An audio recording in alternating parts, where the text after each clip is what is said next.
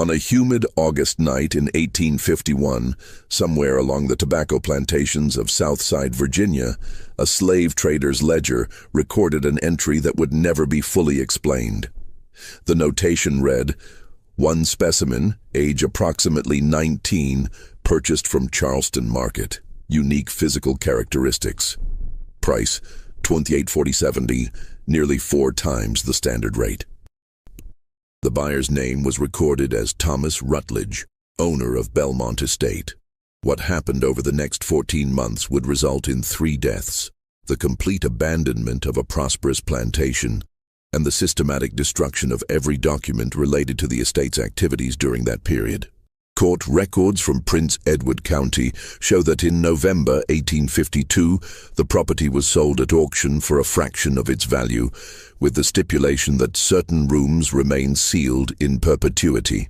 Local historians have found 17 separate references to the Rutledge incident in private letters and diaries from the era, yet every official record has been expunged. The few surviving accounts speak of an obsession so consuming it destroyed everything it touched, an obsession that began with a single enslaved person whose very existence challenged every assumption of the time. Before we continue with the story of Belmont Estate and the mysterious purchase that would doom the Rutledge family, if you're fascinated by the darkest chapters of American history, the ones they tried to erase, hit that subscribe button and the notification bell so you never miss stories like this. And I'm curious, where are you listening from? Drop your state or city in the comments below. Now let's discover what really happened behind the closed doors of Belmont Estate and why 3 people would die to keep it secret. The truth about what occurred that autumn is far more disturbing than any supernatural tale could ever be. Southside Virginia in 1851 was a world unto itself, a patchwork of sprawling plantations separated by dense forests of oak and pine, connected by rutted dirt roads that turned to thick red mud whenever the autumn rains came. This was tobacco country, where fortunes were built on the backs of enslaved laborers, and a man's worth was measured in acres and human property. The air itself seemed heavier here, thick with humidity and the acrid smell of tobacco leaves hanging in the curing barns. Belmont Estate sat on the eastern edge of Prince Edward County, a 3,000-acre property that had been in the Rutledge family since 1783. The main house was a Georgian-style mansion of red brick with white columns and black shutters, impressive but not ostentatious, befitting a family that prided itself on old money and older traditions. 42 enslaved people worked the property, living in a double row of cabins that stretched behind the main house like a small village of their own. Thomas Rutledge was 37 years old that summer, a tall man with the kind of refined features that came from generations of selective breeding among Virginia's planter class. He had inherited Belmont 7 years earlier upon his father's death, along with considerable debts that he had worked tirelessly to repay.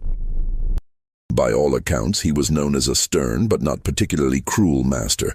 He managed his property with the cold efficiency expected of successful planters, neither better nor worse than his neighbors in his treatment of those he enslaved.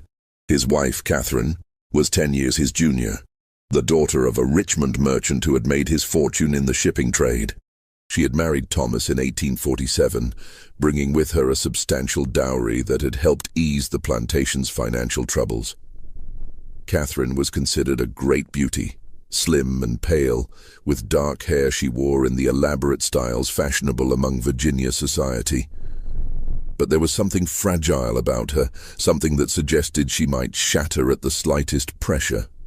She had given birth to a stillborn son in 1849, and the loss had changed her in ways that worried the few people close enough to notice. She spent long hours in her upstairs sitting room, reading novels and staring out the window at the fields beyond. The Rutledges lived the life expected of their class. They attended Christ Church in nearby Farmville, hosted dinners for neighboring planters, and maintained the elaborate social rituals that kept Virginia's planter aristocracy functioning.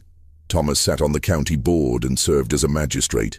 Catherine organized charitable societies and supervised the household slaves with distant efficiency. On the surface, everything appeared perfectly normal, a prosperous plantation run by respectable people who understood their place in the social order. But beneath that surface, both Thomas and Catherine Rutledge were deeply unhappy in ways they could never articulate, even to themselves. Thomas felt a gnawing emptiness that no amount of success could fill. Catherine felt invisible, fading away a little more each day. They were two people living parallel lives in the same house, barely touching, barely seeing each other. It was into this atmosphere of quiet desperation that the slave trader Samuel Wickham arrived on the morning of August 14, 1851. Wickham was a frequent visitor to the plantations of Southside Virginia, a thin man with sharp features and sharper eyes, always dressed in a black suit that had seen better days. He specialized in what he called specialty acquisitions, slaves with particular skills or unusual characteristics that might command premium prices from wealthy buyers. He had been traveling the coastal cities for the past 6 months, attending every major slave auction from Baltimore to Savannah, looking for inventory that would interest his most discriminating clients. Thomas received him in the plantation office, a small building separate from the main house where he conducted business. Wickham accepted a glass of whiskey and made small talk about tobacco prices and the political situation. There was always tension in the air those days, debates about territories and slavery that made prudent men nervous about the future. Then he leaned forward, his voice dropping to a more confidential tone. "I've acquired something unusual, Mr. Rutledge. Something I think might interest a man of your sophistication." Thomas raised an eyebrow. "I'm not in the market for additional field hands at the moment, Mr. Wickham." "This isn't a field hand." Wickham pulled a folded paper from his coat pocket, a bill of sale with detailed notations. "This is a unique specimen, purchased 3 weeks ago at the Charleston market. The previous owner was a physician, Dr. Albert Stroud, who acquired this slave from an estate sale in New Orleans. The slave was raised in a household, educated to some degree, can read and write, which is unusual, but that's not what makes this one special." He paused, watching Thomas's face carefully. "This slave is what medical men call a hermaphrodite, born with the physical characteristics of both male and female. It's a genuine medical curiosity, the kind of thing you see perhaps once in 1,000 births." Dr. Stroud documented the condition before his death. "The slave is currently healthy, young, perhaps 19 or 20 years old. I'm authorized to offer it for sale to the right buyer, for the right price." Thomas felt something shift inside him, a sensation like falling. Both male and female. Neither one thing nor the other. A perfect ambiguity. The slave has been trained since childhood to accept medical examination. Dr. Stroud ensured complete compliance. It understands its unique nature and has learned not to resist inspection. Wickham's smile became knowing. "I'm asking $2,147, which is well above market rate, but consider what you're purchasing. This is a genuine phenomenon, and beyond any scientific interest." He let the sentence hang in the air. Thomas felt his mouth go dry. He thought of Catherine upstairs, staring out the window at nothing. He thought of his own suffocating sense of emptiness. "I'll need to see the slave first." "Of course. I have the wagon just outside." 20 minutes later, Thomas Rutledge stood in the office, looking at Jordan for the first time. The slave stood in the doorway, hands clasped, eyes downcast in the posture of submission that every enslaved person learned from childhood. Jordan wore a simple cotton shift that revealed little, but even from across the room, Thomas could see what Wickham had described. The strange ambiguity that defied easy categorization. The face was beautiful in a way that belonged to neither sex entirely. Delicate features with high cheekbones, full lips, large dark eyes framed by long lashes. The hair was black, cropped short. The body beneath the shift suggested curves that might have been feminine or might have been something else entirely. The hands were graceful, the bare feet narrow and well-formed. But it was the voice that truly captured the impossible nature of this person's existence. When Wickham ordered Jordan to speak, What emerged was a sound pitched somewhere between male and female registers, belonging fully to neither. "My name is Jordan, Master. I am 19 years old. I can read, write, and cipher. I have been trained to submit to medical examination without resistance. I am obedient and willing to serve." The words were clearly rehearsed, delivered with the flat affect of someone who had learned to suppress all personality. But Thomas heard something beneath them, a quiet intelligence, an awareness that this person understood exactly what they were and what was being sold. Thomas stared, unable to look away from this person who seemed to exist in some impossible space between categories. He felt a fascination rising in him that he didn't fully understand, a need to comprehend this mystery standing before him. "I'll take it," he heard himself say. The transaction was completed within the hour. Wickham accepted a bank draft, handed over the papers, and departed with the satisfied air of a man who has made an excellent sale.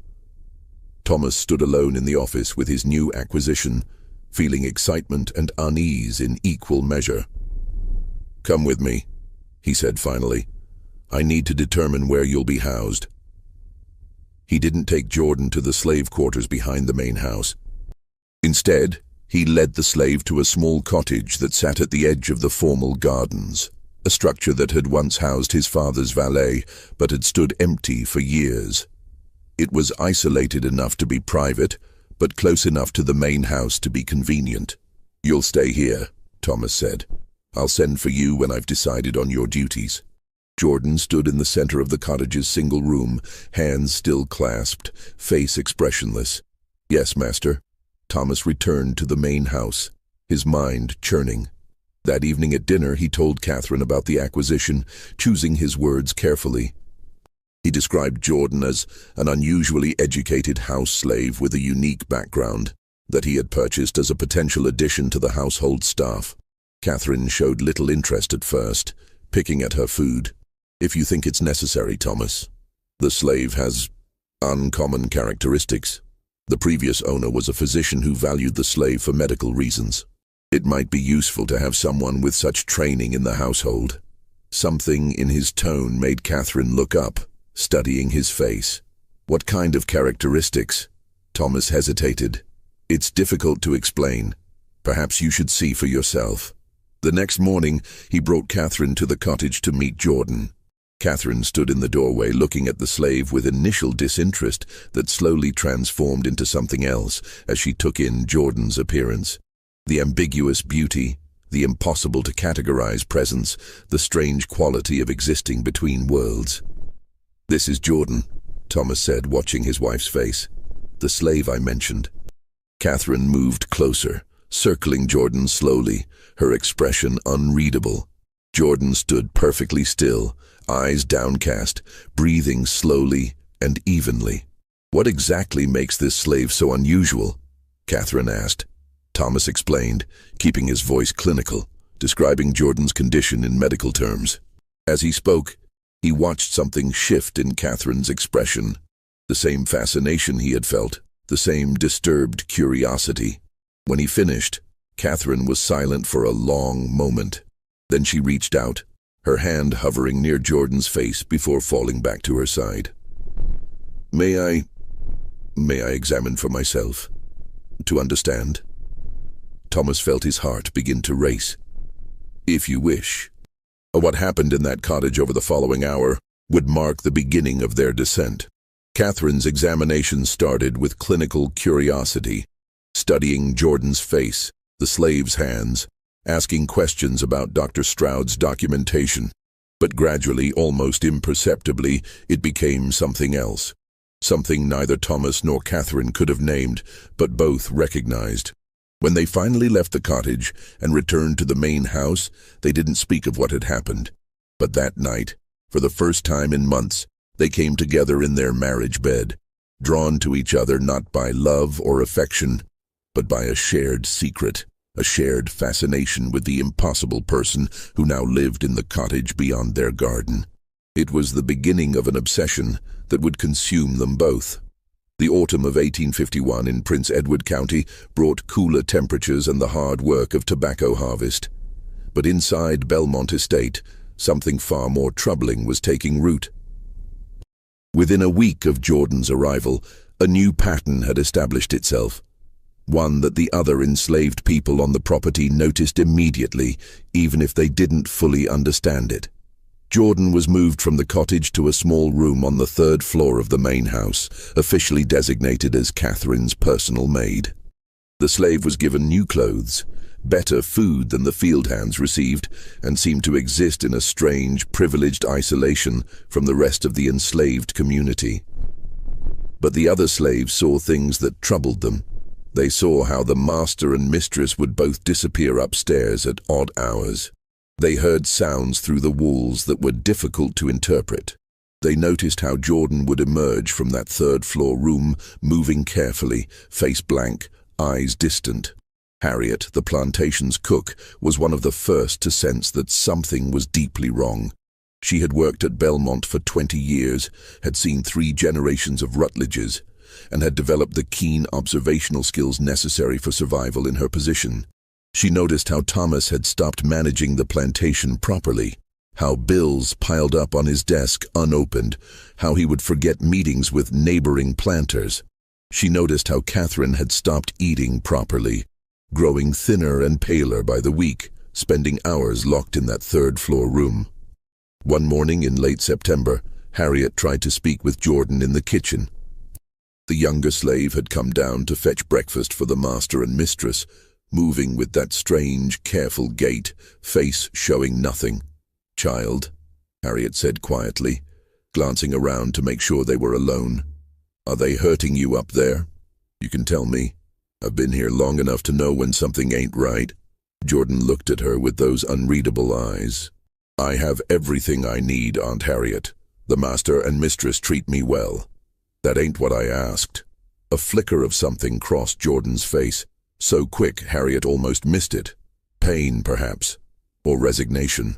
Then it was gone, replaced by that careful blankness. "I do what I was born to do," Jordan said softly. "What I was trained to do. It's easier when you don't think about it." Before Harriet could respond, footsteps sounded on the stairs above. Jordan gathered the breakfast tray and disappeared back upstairs, leaving Harriet alone in the kitchen with a sick feeling in her stomach. The whispers began in the slave quarters that night. People spoke in low voices about the strange new slave who never joined them in the evenings, who never attended the secret prayer meetings in the woods, who seemed to exist in some separate world entirely. Some of the older slaves remembered stories about conjure and hoodoo, about people born with unusual powers who could bewitch their masters. Others dismissed such talk as superstition, but couldn't explain what was happening in the big house any better. Meanwhile, upstairs in that third-floor room, Thomas and Catherine were discovering depths to their obsession that neither had imagined possible. Thomas had acquired books on anatomy and medical science, texts that discussed rare conditions and unusual cases. He would spend hours reading these volumes, then comparing what he learned to his observations of Jordan. He began keeping a journal, though its contents were far different from the meticulous plantation records he had maintained for years. This journal was locked in a drawer, hidden even from Catherine, filled with notations and sketches that would later be destroyed. Catherine's fascination took a different form. She would spend entire afternoons in Jordan's room, having the slave dress and undress repeatedly, styling Jordan's hair in different ways, trying to understand this person who seemed to shift between categories depending on clothing and presentation. She commissioned new garments from a seamstress in Farmville, some cut in feminine styles, others more masculine, all designed to either emphasize or obscure Jordan's ambiguous form. "I want to understand what you are," Catherine told Jordan one afternoon. "Whether you're truly both or neither or something else entirely." Jordan, standing motionless while Catherine adjusted a dress collar, replied in that careful, neutral voice, "Does it matter, mistress? I am what you see, what you want to see. But what do you see when you look at yourself?" For a moment, Jordan's mask slipped. "I see what everyone has always seen, something to be examined, something to be understood, something that exists only to satisfy other people's curiosity. Catherine's hand stilled. "That's not... I don't mean to..." But she couldn't finish the sentence because they both knew it was exactly what she meant. What both she and Thomas meant every time they summoned Jordan to that room, every time they studied and questioned and tried to categorize what could not be categorized. As September turned to October, the household settled into a routine that looked almost normal from the outside. Thomas managed the plantation with mechanical efficiency when he bothered to manage it at all. Catherine maintained her social obligations when absolutely necessary, though she declined more invitations than she accepted. The other slaves went about their work, whispering among themselves, but knowing better than to question their master's behavior openly. But those who paid attention could see the signs of decay. Thomas had lost weight, his clothes hanging loose on his frame. His eyes had taken on a feverish quality, and he rarely slept more than a few hours before rising to pace the halls or retreat to his study. Catherine had stopped wearing her elaborate dresses, preferring simple dark gowns that hung on her increasingly skeletal body. Her hair, once her pride, was often left in a simple knot, unwashed for days at a time. And Jordan remained exactly as before, calm, blank, obedient. Moving through the house like a ghost, speaking only when spoken to, existing in that strange liminal space between person and property, between master and slave, between the living and something that merely survived. It was in late October that the first true crisis occurred. Two of the field hands, brothers named Samuel and Isaac, attempted to run away. They were caught by patrollers 15 miles from the plantation and brought back in chains. Thomas, roused from his obsessive studies, was forced to deal with the situation as plantation discipline required. He had them whipped, 10 lashes each, administered in front of the assembled slaves as a warning to others. But his heart wasn't in it. He watched the punishment with distant eyes, his mind clearly elsewhere. After it was done and the other slaves had been dismissed to their quarters, he stood alone in the yard, looking at the whipping post, with an expression that might have been guilt, or might have been nothing at all. Harriet, watching from the kitchen window, saw him there and understood something fundamental.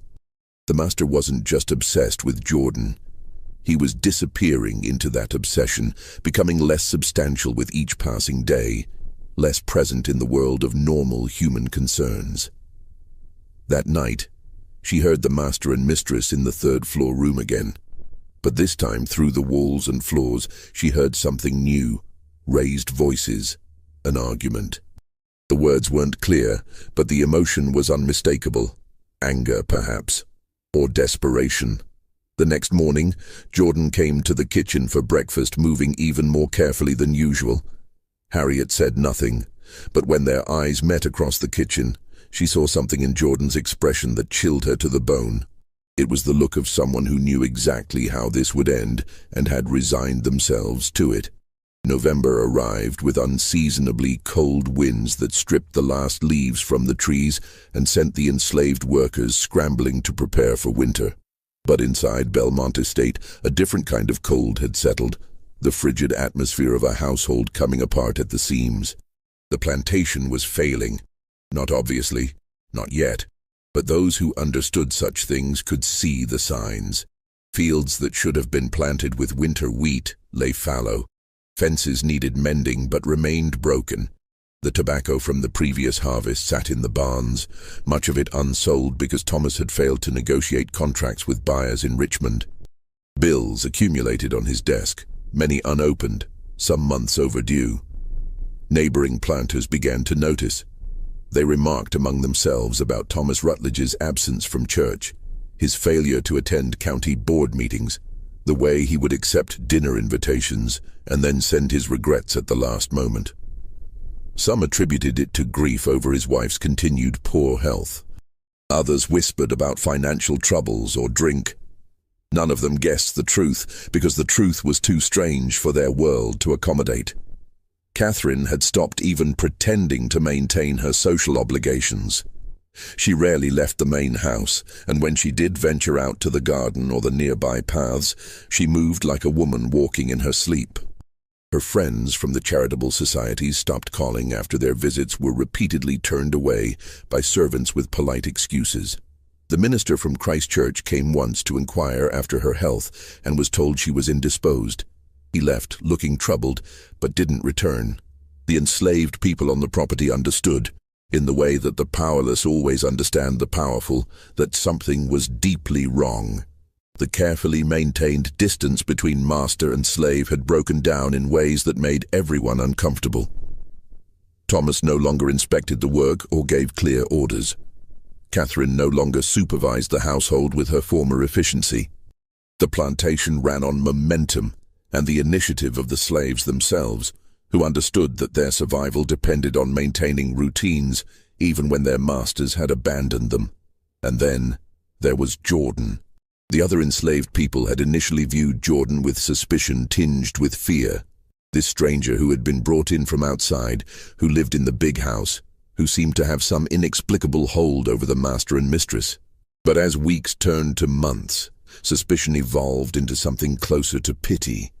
They saw how Jordan existed in a kind of prison, isolated from the community in the quarters, locked into a role none of them could fully comprehend, but all recognized as deeply wrong.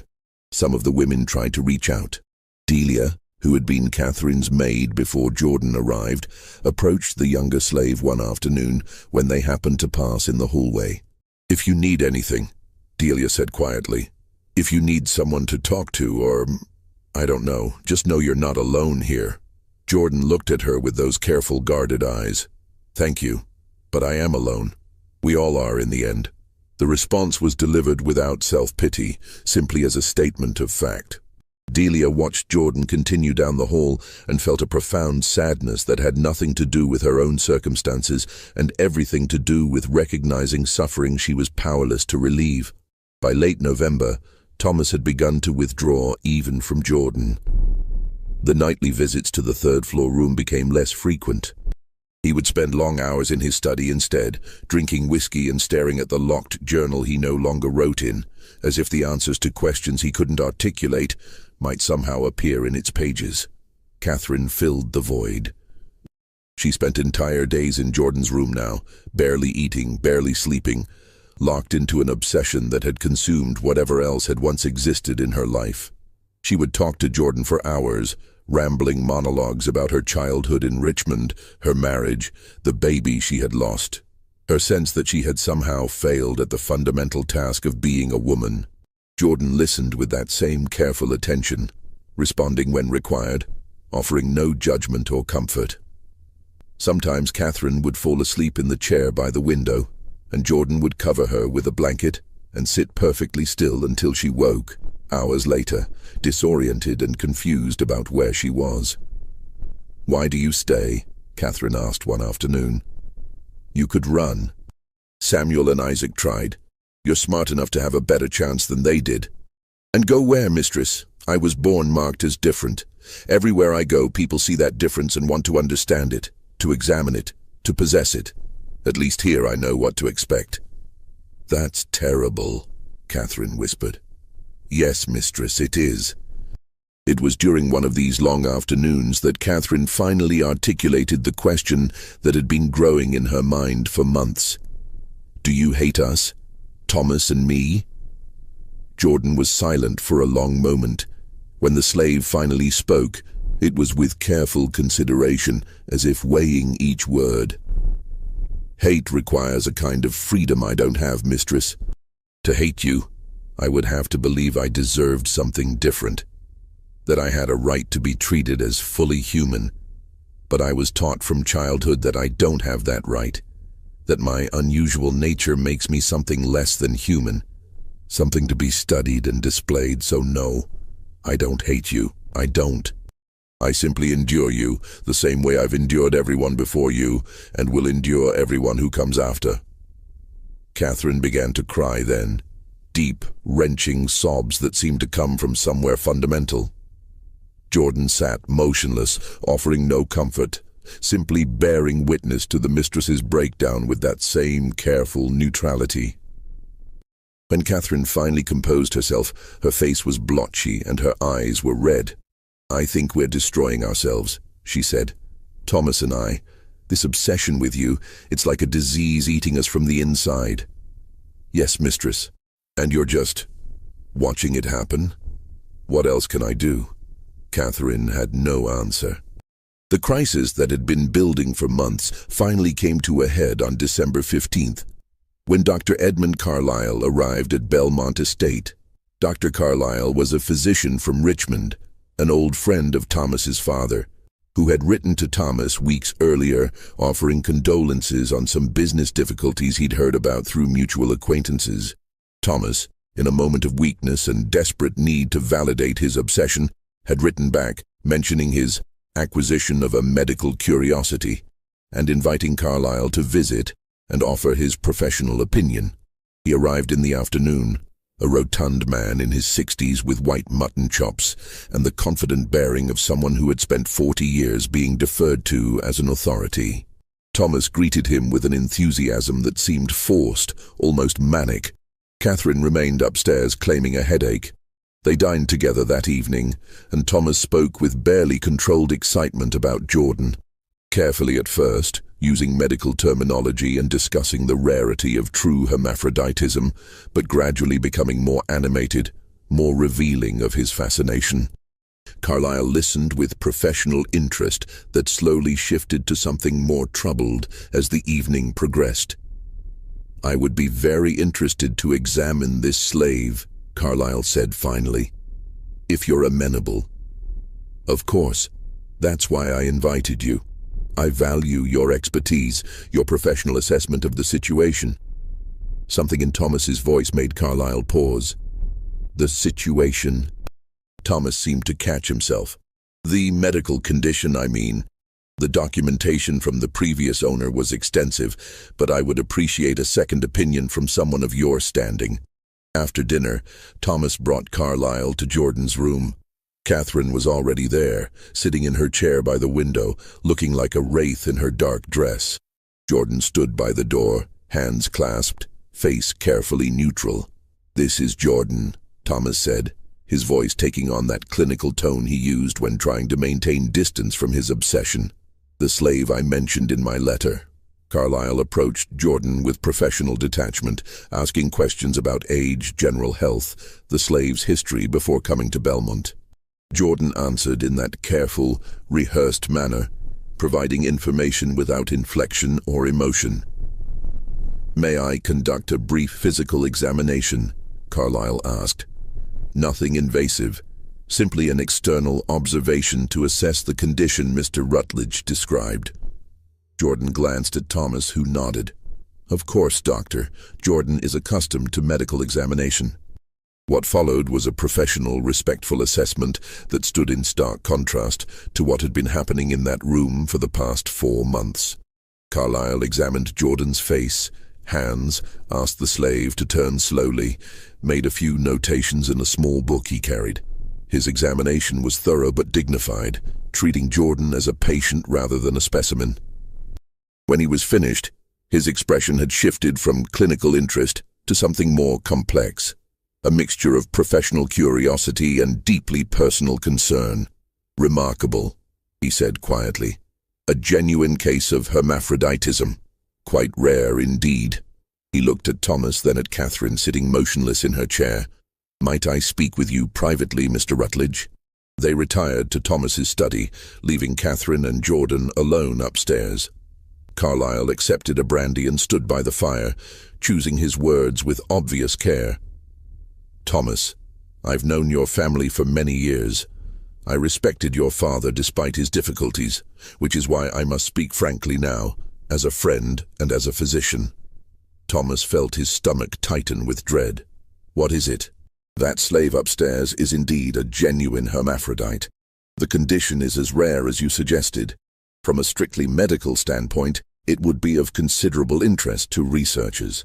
Carlyle paused, his eyes grave. "But Thomas, what concerns me is not the slave's condition. What concerns me is the atmosphere in that room, The way you and your wife look at that person, the tension, the obsession I sense beneath your words. Thomas felt his face flush. I don't know what you're suggesting. I'm suggesting that you've become dangerously fixated on this slave in a way that goes far beyond medical or scientific interest. Your plantation is failing. I could see that on my way up the drive. Your wife looks like she hasn't slept properly in months. You yourself appear. He paused, searching for the right word. Consumed. This isn't healthy, Thomas. Whatever is happening here needs to stop before it destroys you. Jordan is my property, Thomas said, his voice sharper than he intended. How I choose to manage my property is my concern. There are moral lines, Thomas, even in the treatment of slaves, and I fear you've crossed several of them. The conversation deteriorated from there. Thomas became defensive, then angry. Carlyle remained firm but compassionate, trying to make Thomas see what was happening to him and his wife, but Thomas couldn't or wouldn't hear it. The obsession had its hooks too deep. Carlyle left the next morning, troubled and convinced that something terrible was unfolding at Belmont Estate. He considered writing to mutual friends, perhaps even to the county authorities, but what would he report? That a man was too interested in a slave he owned. That wasn't illegal, wasn't even particularly unusual in Virginia in 1851. So Carlyle did nothing, and the opportunity to intervene passed. After his departure, Thomas and Catherine didn't speak about the visit, but something had shifted. Carlyle's words had forced them to confront, however briefly, what they were doing. And that confrontation didn't lead to change. It led to desperation, to a doubling down on the obsession, as if by consuming themselves entirely in it, they could somehow escape the guilt that was beginning to poison everything. January 1852 brought heavy snows that isolated Belmont Estate from the outside world for nearly 3 weeks. The tobacco fields lay dormant under white blankets, the slaves huddled in their quarters around smoky fires, and inside the main house, Thomas and Catherine descended further into a darkness that neither could any longer deny or escape. The isolation seemed to accelerate everything. With no social obligations to maintain, no appearances to keep up, they abandoned whatever restraint had remained. Thomas stopped even pretending to manage the plantation. Catherine stopped leaving the 3rd floor entirely. And Jordan simply endured, as always, existing in that strange liminal space between person and object, between the living and those who merely survived. But something had changed in Jordan too. The slave had begun to speak more often, not with defiance exactly, but with a kind of quiet observation that made Thomas and Catherine increasingly uncomfortable. Jordan had learned that speaking could create cracks in their certainty, could introduce doubt into their carefully constructed rationalizations. "You're hurting each other now, not just me," Jordan said one evening after Catherine had left the room in tears following an argument with Thomas. "The obsession is eating you both from the inside." Thomas, exhausted and disheveled, looked at the slave with something close to hatred. "What do you want from me? Some acknowledgement that I've wronged you? Your property, Jordan. You exist to serve whatever purpose I determine. Is that what you tell yourself, master? Because from where I stand, it seems like I'm the only free person in this room. You and the mistress are enslaved to your desires, to your need to possess something you can never truly have. I submit to you because the law gives me no choice. But you submit to your obsessions because you've lost the ability to choose anything else." The words struck deeper than any physical blow could have. Thomas raised his hand as if to strike, then let it fall. What punishment could he inflict that would restore the power dynamic that had already collapsed? What threat could he make that would give him back the control he had lost? He left the room without another word. February brought a thaw, but no relief from the tension inside Belmont Estate. The enslaved people in the quarters whispered constantly now, their speculation growing darker and more accurate. Several had begun trying to arrange escapes, knowing that something was terribly wrong and wanting to be far away when whatever was building finally exploded. Harriet refused to bring food to the 3rd floor anymore, forcing Catherine to fetch meals herself or go hungry. 2 more field hands attempted to run and were caught, but Thomas barely seemed to notice when they were returned. The overseer handled the punishment without consulting him, increasingly taking control of day-to-day operations as the master retreated further into his obsession. Catherine had begun to waste away visibly. She ate almost nothing, slept only in brief, fitful intervals, spent every waking moment either in Jordan's room or pacing the halls like a ghost. Her friends from the charitable societies, concerned by her long absence, sent notes that went unanswered. The minister came again and was turned away at the door. "I see myself in you," Catherine told Jordan one afternoon, her voice barely above a whisper. "Neither one thing nor another. Neither fully alive nor fully dead, trapped in some impossible space between." "No, mistress," Jordan replied quietly. "You see what you want to see. I'm just a person. Born different, yes, but still just a person. It's you and the master who made me into something else. You turned me into a symbol of your own confusion, your own sense of being lost." Catherine's hands trembled as she wrapped her arms around herself. "But you are lost too. We're all lost here. Perhaps. But I was lost long before I came to Belmont Estate. You chose this. That's the difference." The household staff noticed the change in the mistress. Delia, passing Catherine in the hallway one morning, was shocked by what she saw. The woman had become skeletal, her eyes sunken and wild, her hair hanging loose and unwashed. She moved like someone already half dead, stumbling from one moment to the next without any sense of purpose or direction. Thomas was little better. He had stopped shaving, stopped changing his clothes regularly. He would wander the house at odd hours, muttering to himself, sometimes standing outside Jordan's door for long minutes without ever knocking. The servants learned to avoid him, to make themselves invisible when he passed, because there was something unpredictable in his manner now, something that suggested he might shatter at the slightest provocation. The whispers in the slave quarters had evolved from speculation to certainty. Something terrible was going to happen. Everyone could feel it. That sense of impending disaster that hangs in the air before a storm breaks. People began making preparations, hiding small caches of food, mending shoes in anticipation of running, having quiet conversations about which direction offered the best chance of reaching free territory. It was Harriet who finally tried to intervene, driven by a sense that if someone didn't do something, blood would be spilled. She found Thomas in his study late one afternoon, staring at nothing, a glass of whiskey forgotten in his hand. She stood in the doorway, gathering her courage, knowing that what she was about to do could get her sold away, or worse. "Master Rutledge," she said quietly, "I need to speak plain with you." He looked up slowly as if coming back from somewhere very far away. "What is it, Harriet?" "This thing you and the mistress got going with that slave Jordan. It ain't right, sir. And it's killing all 3 of you. I can see it happening day by day. You gotta let that child go. Sell Jordan away, send that slave somewhere else, before this whole house comes crashing down." Thomas stared at her for a long moment.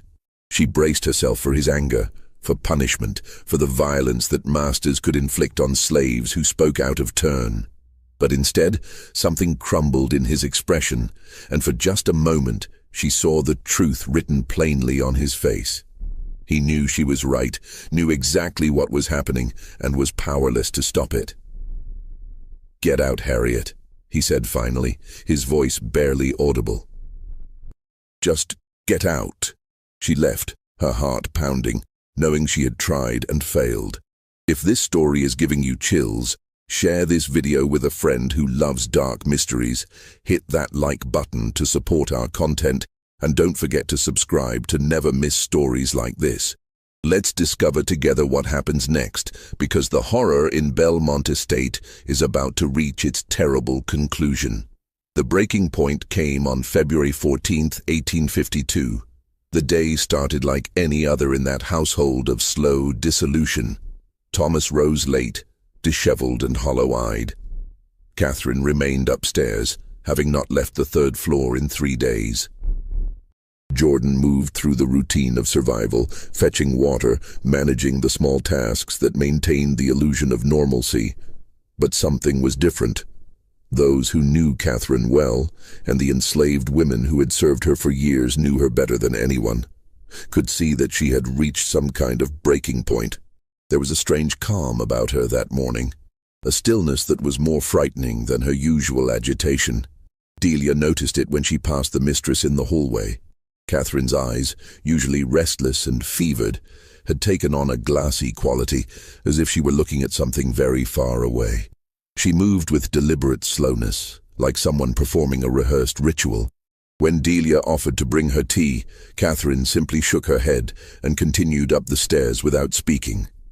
Harriet noticed it too, and the feeling of dread that had been building in her chest for months suddenly intensified. She found herself praying, quietly under her breath as she worked in the kitchen, that whatever was coming would pass quickly and leave the innocent unharmed. By evening, a cold rain had begun to fall, drumming against the windows and turning the world outside into a blur of grey water. The temperature dropped sharply, and the wind howled around the corners of the house, making the old structure creak and groan. It felt like the kind of night when terrible things happened, when the normal rules of the world suspended themselves. Thomas sat in his study, staring at the fire, drinking whiskey with mechanical regularity. He had stopped trying to understand what had happened to his life, had stopped trying to rationalize or justify. He simply existed in a fog of alcohol and exhaustion, waiting for something he couldn't name.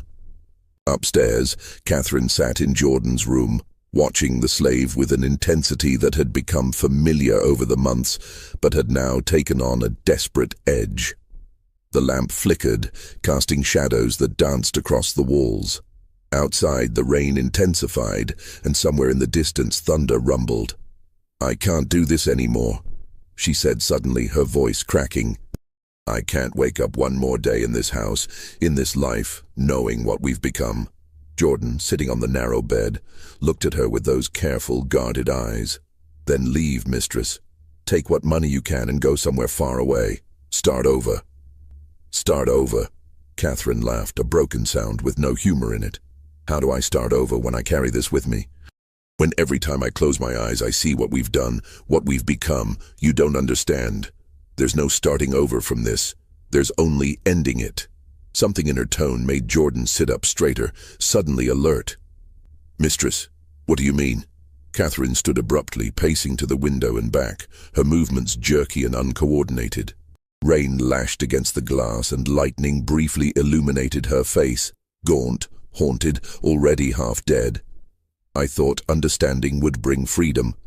I thought if I could just comprehend what you are, if I could solve the mystery of your existence, it would somehow solve the mystery of my own emptiness. But it's only made everything worse. You were right. You're just a person, and we turned you into a symbol of our own brokenness. And I can't live with what that makes us. Catherine." Jordan used the mistress's name for the first time, abandoning the careful formality of slavery. "Whatever you're thinking, stop. Talk to someone. The minister, a doctor, anyone who can help you." "Help me?" Catherine's voice rose, taking on a hysterical edge. "Help me what? Forget what we've done to you? Pretend we're decent people? We're not.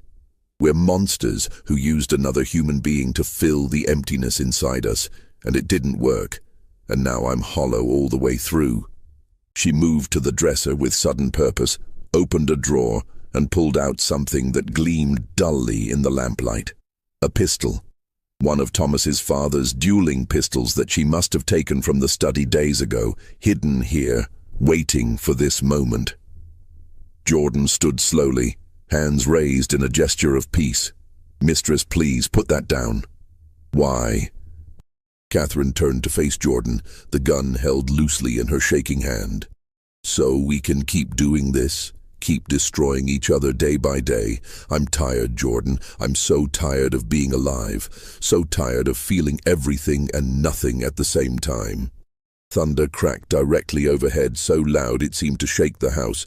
The lamp flickered wildly, nearly going out, then steadied again. In that moment of darkness, Catherine's face looked like a skull, all sharp angles and hollow eyes. The door burst open. Thomas stood in the doorway, alerted by Catherine's raised voice, water dripping from his coat. He had been standing outside in the rain, she realized, probably for hours. His eyes immediately fixed on the pistol in his wife's hand, and whatever fog of alcohol and despair he'd been living in suddenly cleared. "Catherine, what are you doing?" She turned to look at him, tears streaming down her wasted face, mixing with the lamplight to make her skin seem to glow. "I'm ending it, Thomas. I'm stopping this before it goes any further, before we destroy anything else. Anyone else. Give me the gun." Thomas moved into the room, hand outstretched, his voice taking on a careful, gentle quality she hadn't heard in months. "Please, Catherine, whatever you're feeling, we can what?" She laughed that broken laugh again. "Fix this. Make it right. There's no making this right, Thomas. We destroyed this person." She gestured toward Jordan with the gun, the barrel wavering wildly. "We destroyed each other. We destroyed everything we touched because we were too broken to do anything else. Don't you see? We're poison. Everything we touch turns sick and dies." Jordan spoke then, voice calm despite the weapon pointed in their direction. "Catherine, you're not a monster. You're a person who made terrible choices, yes, but you can still choose differently. You can still walk away from this. Both of you can. It's not too late to. It is too late." The gun shook violently in Catherine's grip. "It's been too late since the day Thomas brought you here. Maybe it was too late years before that, when I married a man I didn't love for money I didn't need. When I tried to be someone I wasn't. When I lost the baby and realized I'd never be the person everyone expected me to be. Don't you understand? I can't keep living like this. Every breath is agony. Every moment I'm awake I see what we are, what we've done, and I can't bear it anymore." Thomas took another step forward, his face pale, his hand still extended. "Catherine, please, think about what you're doing. Think about—" "I have thought about it," she screamed. "I've thought about nothing else for weeks. This is the only thing that makes sense anymore. The only choice I have left that's really mine." But Catherine had stopped listening to her own words. Her face had taken on a strange serenity, as if she'd finally made peace with a decision that had been building for months, maybe years. The shaking in her hands stopped. The wild look in her eyes calmed to something almost peaceful. "I'm sorry," she whispered, looking directly at Jordan. "For all of it. For everything we did to you. For what we turned you into. For using you to avoid looking at ourselves." Then, with movements that seemed to happen in slow motion, she turned the gun away from Jordan and toward herself, pressing the barrel under her chin. "No!" Thomas lunged forward, his fingers grasping for the weapon, but he was too slow, too late, too broken himself to prevent what came next. The sound of the gunshot was deafening in the small room, seeming to compress the air itself and make the lamplight flare impossibly bright for one frozen instant. Catherine's body fell backward, striking the floor with a terrible finality. Blood began to spread across the floorboards, dark and gleaming in the lamplight, pooling around her head like a grotesque halo. Thomas dropped to his knees beside her, making sounds that were barely human. Raw grief and horror that transcended language, animal sounds of pain that no words could express. His hands hovered over her body, wanting to touch her, to hold her, but afraid of causing more damage, as if anything he did now could possibly matter. Jordan remained standing by the window, perfectly still, face showing an expression that might have been pity or might have been relief or might have been nothing at all. Outside, the rain continued to fall and thunder rolled across the dark sky, and the world went on as if nothing had happened. Downstairs, the servants had heard the gunshot. Harriet stood frozen in the kitchen, her worst fears confirmed, her prayers unanswered. Delia sat in her room with her hands over her mouth, fighting the urge to scream. The other slaves gathered in the hallway, whispering urgently, trying to decide what to do, whether to run or stay, whether this was the beginning of something worse or the end of the nightmare they'd been living through. Catherine lived for 17 more hours. The bullet had caused terrible damage, but hadn't killed her immediately, leaving her suspended between life and death in a state beyond consciousness or pain. She lay in her bed while Thomas sat beside her, holding her hand, whispering apologies she couldn't hear, begging forgiveness from someone who was already gone, even though her heart still beat. Jordan brought water and clean cloths, tending to both master and dying mistress with quiet efficiency, saying nothing, offering no comfort or judgment. The slave simply performed the tasks that needed performing, existing in that familiar space of service that required no thought, no feeling, no engagement with the horror unfolding. The household doctor came near midnight, summoned by one of the servants. He examined Catherine, shook his head gravely, and told Thomas there was nothing to be done but wait. The damage was too severe, too deep in the brain. It was a miracle she had survived this long. When Thomas asked if she was suffering, the doctor assured him that no. She was beyond all suffering now, feeling nothing, aware of nothing, already more absent than present. Thomas sent the doctor away and returned to Catherine's bedside, maintaining his vigil through the long, dark hours. He spoke to her sometimes, rambling confessions of guilt and grief and love that he had never expressed when she could hear them.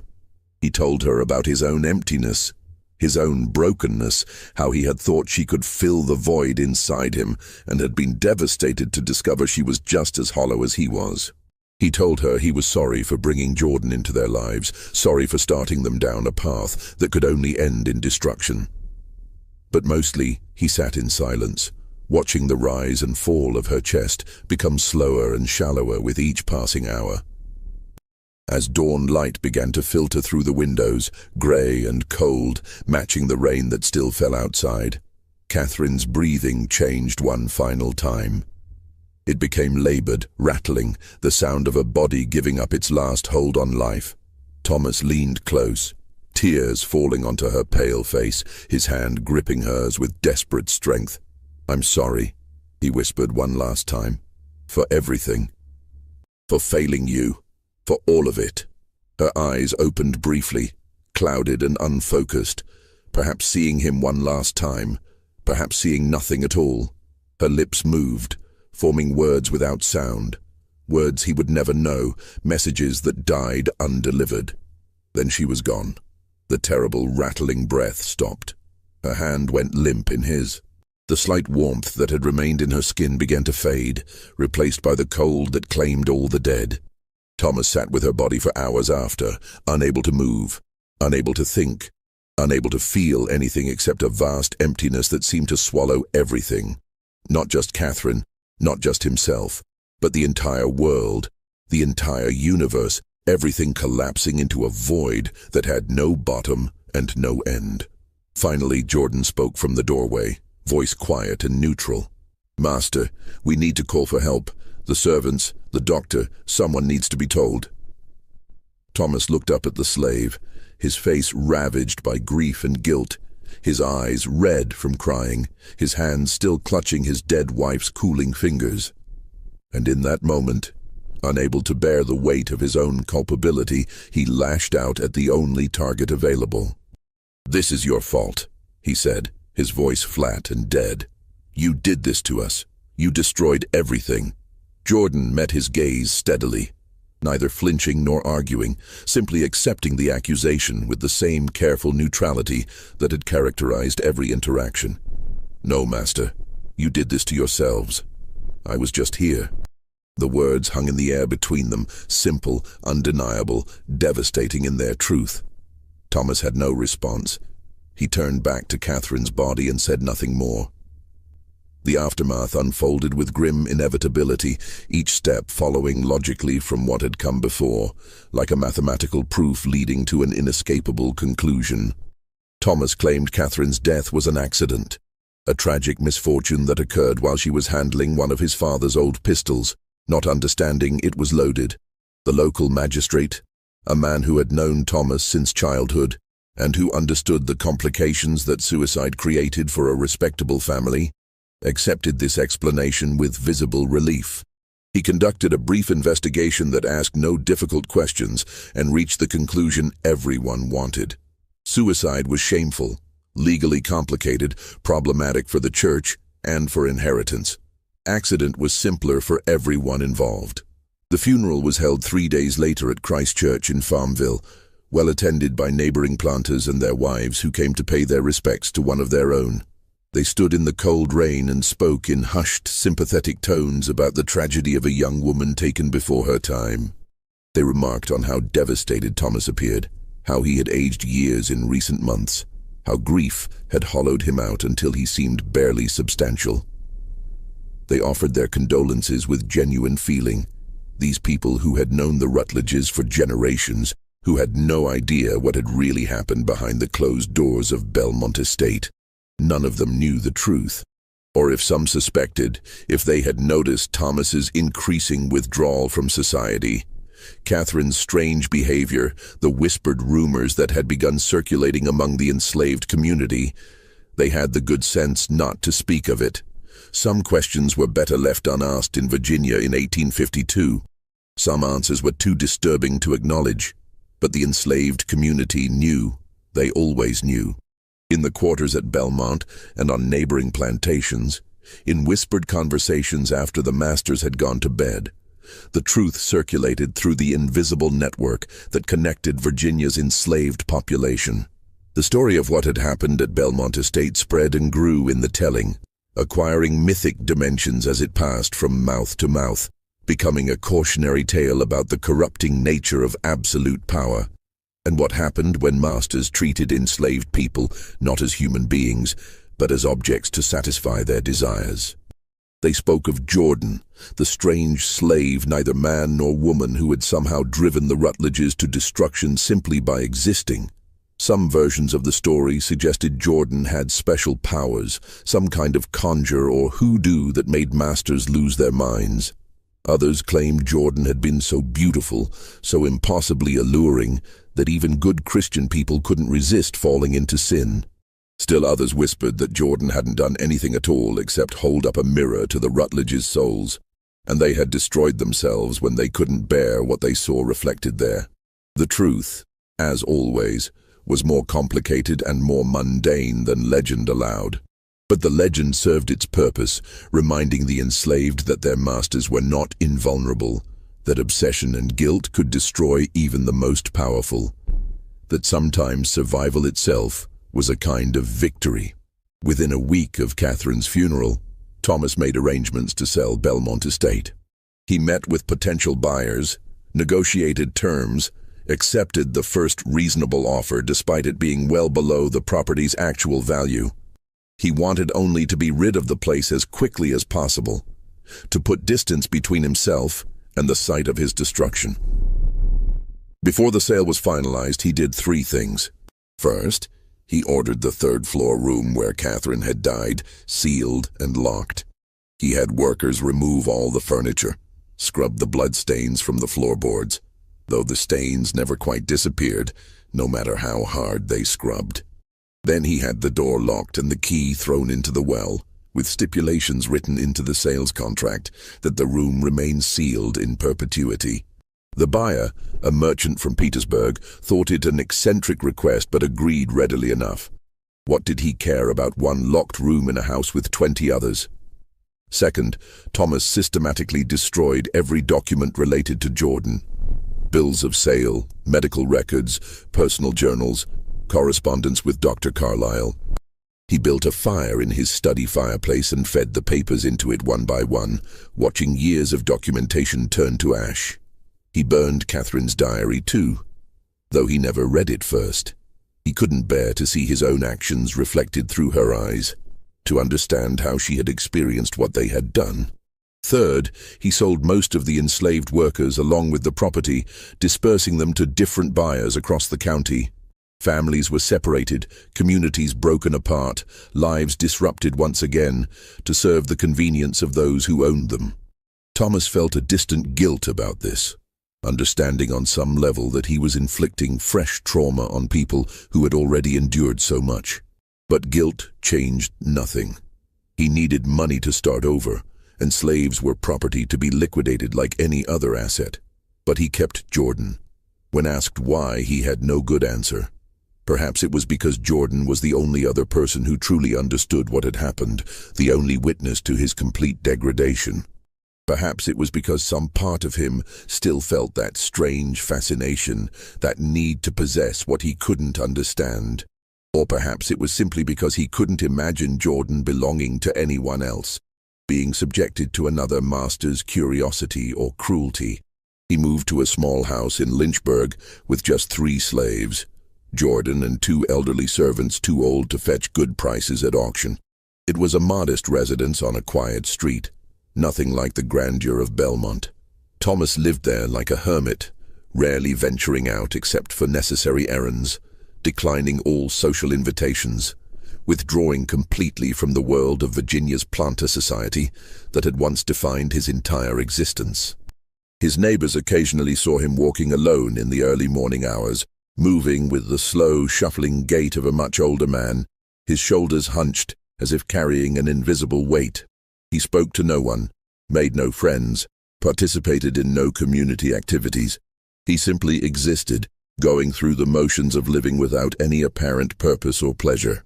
Jordan lived in a small room on the 2nd floor of the house, still legally Thomas's property, but no longer subject to the obsessive attention that had characterized their relationship at Belmont. They barely spoke to each other. When they did interact, it was with formal politeness, Thomas giving simple orders about household tasks, Jordan obeying with quiet efficiency. The terrible intimacy they had shared at Belmont was gone, replaced by a vast distance that neither could bridge even if they had wanted to. The relationship had transformed into something almost stranger than what had come before. They were master and slave in the eyes of the law, but in practice they were more like 2 ghosts, haunting the same house, moving past each other without truly connecting, bound together by shared history neither could escape, but both desperately wanted to forget. Sometimes, late at night when he couldn't sleep, Thomas would stand outside Jordan's door with his hand raised to knock, wanting something, understanding perhaps, absolution, some acknowledgement that what had happened between them had been real, had mattered, had meant something beyond mere exploitation and destruction. But he never knocked. He would stand there for long minutes, his hand trembling in the air, then turn away and return to his own room without making a sound. Jordan, lying awake on the other side of that door, knew he was there, could hear his breathing, sense his presence, feel the weight of his unspoken need. But Jordan never opened the door, never offered the comfort or confrontation Thomas might have been seeking. There was nothing to say that hadn't already been said, nothing to offer that could change what had happened or make it mean something other than what it was. The months passed slowly in that house of ghosts and silence.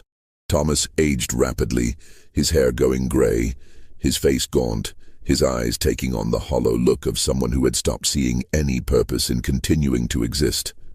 He drank, though not to excess, just enough to blur the edges of memory, to make sleep possible on the nights when guilt and grief threatened to overwhelm him entirely. Thomas Rutledge died in his sleep on the morning of November 3rd, 1852, 9 months after Catherine's death. The physician who was called to examine the body found no obvious cause of death, no disease, no injury, no sign of poison or violence. His heart had simply stopped beating, as if he had decided during the night that living required more effort than he could muster, and his body had obligingly complied with that decision. Sometimes, the physician noted in his report with the careful detachment of professional observation, a man can die of a broken spirit as surely as from a broken bone. The will to live is a mysterious thing, and when it departs, the body often follows soon after. I believe that is what happened here. Jordan was sold at auction along with the other assets of Thomas's small estate. The house, the furniture, the 2 elderly servants. The slave went for $412, a fraction of what Thomas had originally paid, because by then, rumors about Jordan's unusual nature had spread through the local community, and buyers were suspicious of anything connected to the Rutledge tragedy. The man who purchased Jordan was a farmer from Appomattox County who needed household help and didn't put much stock in what he dismissed as superstitious gossip. What became of Jordan after that is unknown. The historical record goes silent, as it does for so many enslaved people whose lives and deaths were considered too insignificant to document. There are no further bills of sale, no estate inventories, no court records that mention a slave matching Jordan's description. The person simply vanished into the vast darkness of the American slave system, becoming one of millions whose stories were never recorded, whose suffering left no official trace beyond whispered legends and sealed documents. Perhaps Jordan eventually found freedom somehow, through escape to the north, through the chaos of the approaching civil war, through eventual emancipation when it finally came. Perhaps Jordan lived a long life under a new name, in a place where no one knew the story of Belmont Estate, where being different was no longer a curiosity to be examined, but simply one variation among many in the infinite diversity of human existence. Perhaps Jordan found some measure of peace, some way to heal from the violations suffered at the hands of Thomas and Catherine Rutledge. Or perhaps not. Perhaps Jordan lived the rest of a short life being passed from master to master, examined and exploited by each in turn, dying young and forgotten in some unmarked grave. History is full of people who suffered without redemption, without justice, without healing, without even the consolation of being remembered. We want to believe that Jordan survived, that somehow this person who endured so much eventually found freedom and peace.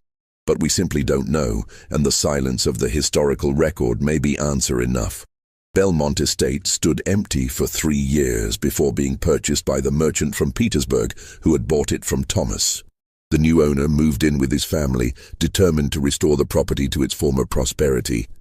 But within weeks, strange reports began circulating.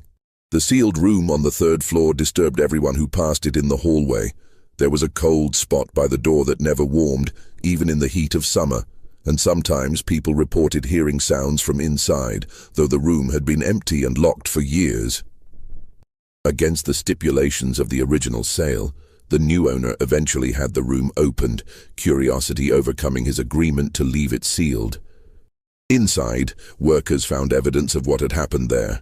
Dark stains on the floorboards that no amount of scrubbing had removed, marks on the walls where furniture had stood, an atmosphere so oppressive that the men who entered refused to stay longer than absolutely necessary. They stripped the room entirely, replaced the floorboards, repainted the walls. But the new owner's family reported they could never quite shake the feeling that something terrible had happened in that space, some echo of violence and despair that lingered despite all efforts to erase it. The estate changed hands 4 more times over the next decade, each owner staying only briefly before selling at a loss and moving on. Stories began to circulate about the property, about strange sounds in the night, about shadows that moved in ways shadows shouldn't move, about a presence that filled certain rooms with inexplicable dread. Each successive owner tried to dismiss these stories as superstitious nonsense, the kind of tales that accumulate around any old house. But each eventually sold the property for less than they'd paid, and each quietly warned the next buyer that something was wrong with the place, though they could never quite articulate what. By 1865, during the chaos of the Civil War's final months, when Union and Confederate forces swept back and forth across Virginia, the main house burned under circumstances that were never adequately explained. Some said it was Union soldiers passing through the area. Others claimed it was local residents who had grown tired of the house's sinister reputation and decided to end it once and for all. Still others whispered that the house had simply destroyed itself, that the weight of what had happened there had become too much for brick and timber to bear, and the fire had started from within. Only the foundation and a few outbuildings survived the blaze. These remained standing for another 2 decades, slowly deteriorating, before being finally swallowed by forest and undergrowth as nature reclaimed land that humans had abandoned. Today, nothing remains of Belmont Estate except a few crumbling brick foundations, barely visible beneath decades of leaf litter and encroaching vegetation. The land is privately owned, posted with no trespassing signs that are carefully maintained, though no one seems to know who maintains them or why. Local historians acknowledge that a plantation once stood there, that the Rutledge family lived and died on that property, but details about the estate's history are notably absent from county records, as if someone long ago made a systematic effort to erase the place from official memory. The sealed court documents related to the Rutledge incident